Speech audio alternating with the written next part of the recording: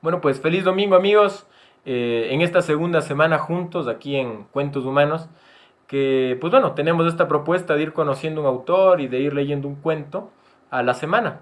Así que pues bueno, el día de hoy nos vamos de Italia y vamos a conocer un autor que se llama Gabriele D'Annunzio. Es un autor italiano del siglo XX y hoy pues vamos a leer un cuento que se llama Los Incomprendidos.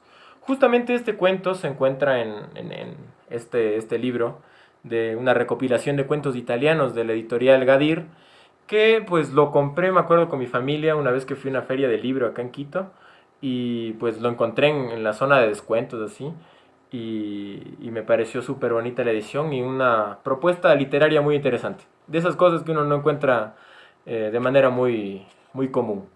Así que pues, bueno, muchas gracias por sumarse, por estar pendientes de lo que vamos posteando en la página.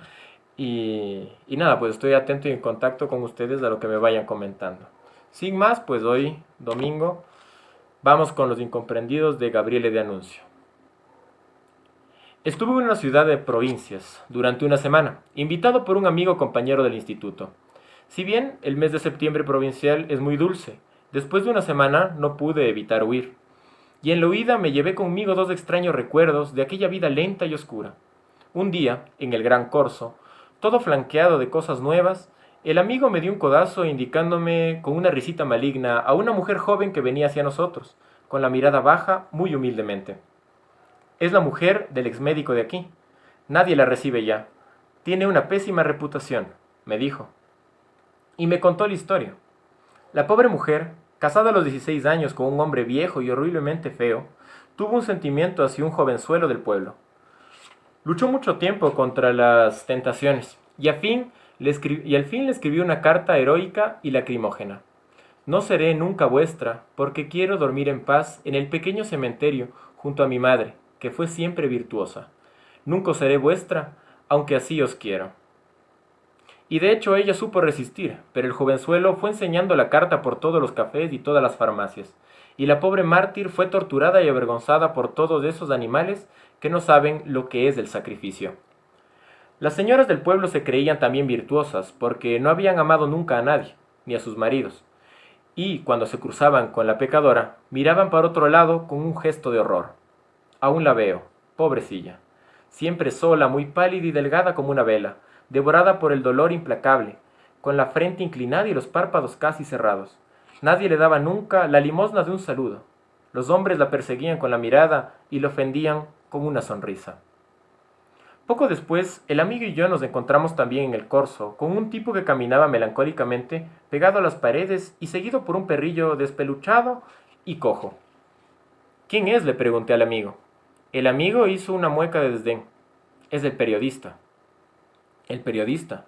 Oh, infeliz. Él era el único de la especie en todo el pueblo.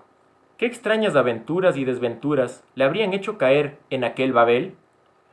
A la mañana siguiente había conocido ya al periodista, y he aquí la narración de sus enredos. Mi primer periódico fue El Independiente.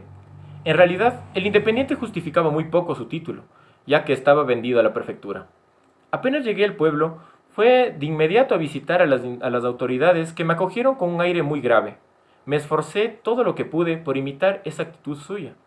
Anuncié en el primer artículo de fondo que el periódico iba a entrar en una nueva orientación.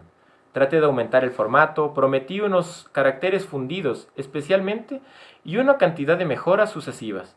Y el Independiente adquirió en breve una discreta apariencia, gracias a lo cual 3 meses después tuve la alegría de constatar que el número de abonados había crecido en 27 personas. Recurrí a los anuncios, multipliqué los cambios de manera que los periódicos de las provincias cercanas escribieran de vez en cuando. Leemos en el Independiente, etcétera, etcétera. Traté de convencer a los comerciantes de la utilidad de la publicidad, y alguna cosa obtuve, pero qué poco. Planeé entonces apasionar al público con sucesos locales. Cada día gritaba: la iluminación de las calles de la ciudad es pésima, el adoquinamiento es horrible, el mercado es demasiado angosto, la falta de agua, etcétera. Fui llamado por el prefecto y me declaró que la ciudad, endeudada, no podía hacer más y que era necesario poner fin de una vez a estas quejas y acusaciones que ofendían al municipio. Cerrada esta mina fabulosa, ¿a qué suceso local podía agarrarme? En el pueblo no ocurría nunca nada. Era un milagro si, de vez en cuando, algún campesino de los alrededores tiraba a una mujer al pozo. Ofrecí 100 liras al mes a un malvado sujeto para que cometiera un crimen cualquiera y, a ser posible, algún intento de incendio. Aquel maese aceptó, y la astucia al principio funcionaba. Yo le daba a un pequeño incidente un color tan fosco y sangriento que los lectores se sobrecogían como si se tratara de un relato de un drama tremendamente atroz. La calle de Caldore ha sido escenario de un aterrador intento, o bien todo el barrio de San Damiano está inmerso en la consternación. Los habitantes no se atrevían a salir de casa después del Ave María, pero el Independiente se agotaba de inmediato. Acabaron luego por darse cuenta de que algunas veces yo contaba los hechos antes de que estos se hubieran producido. La autoridad empezó a desconfiar, y me pareció prudente abandonar el pueblo, que enseguida cayó en el primitivo letargo. Fundé entonces en otro lugar El Eco de la Provincia, que se publicaba periódicamente. Pero todos mis esfuerzos eran inútiles porque la población permanecía fiel a La Educación, periódico redactado por un abad y por una vieja maestra de escuela. Quise intentar un golpe supremo. Como un pastor de los alrededores había desaparecido misteriosamente, yo conté con todo detalle su muerte, indicando el lugar preciso y describiendo a los 3 lobos que la habían devorado. El pueblo advirtió que El Eco de la Provincia estaba mejor informado que La Educación, pero al día siguiente, La Educación me preguntó cómo era posible, admitiendo que el pastor hubiera sido devorado por los lobos, que yo pudiera saber que los lobos eran exactamente 3. En el número siguiente, yo afirmé con gran seguridad que los lobos se habían alejado al advertir la presencia de un carabiniere. El pueblo empezaba a creerme, cuando el cadáver del pastor fue hallado en el río. Hice de nuevo las maletas. Asumí entonces la dirección del Corriere Diem. Un diletante de la ciudad, corresponsal del Aeropaglio di Forcabobolina, me ofreció 1000 liras para que yo le publicara en el apéndice una novela rusa titulada El oso, o el gran origen de un gran pueblo. Era una infamia verdaderamente. Hubo una sublevación en el pueblo. Los abonados me enviaban amenazas de muerte. Los comerciantes salían de sus tiendas y me paraban por la calle con apóstrofes violentos. Me veo obligado a interrumpir la publicación durante algunos días. 3 semanas después me arriesgué a editar un apéndice. Me silbaron en la plaza.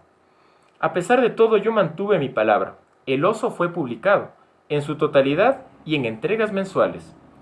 La cosa duró 2 años y medio. Cada vez que aparecía una entrega yo me sacrificaba, permaneciendo 2 o 3 días sin salir de casa, y me dejaba ver de nuevo por las calles cuando la indignación se había aplacado suficientemente. Ahora me he resignado a todas las miserias de la vida. Quiero morir aquí, como redactor del Centella. La mujer del médico y yo somos los más desgraciados de la ciudad, ambos incomprendidos. Y bueno, pues, este es el cuento de este domingo, Los Incomprendidos de Gabriele D'Annunzio. Espero les haya gustado y pues, bueno, espero hayan disfrutado este viaje por la literatura italiana y pues nos vemos el siguiente domingo. Un abrazo y estamos en contacto.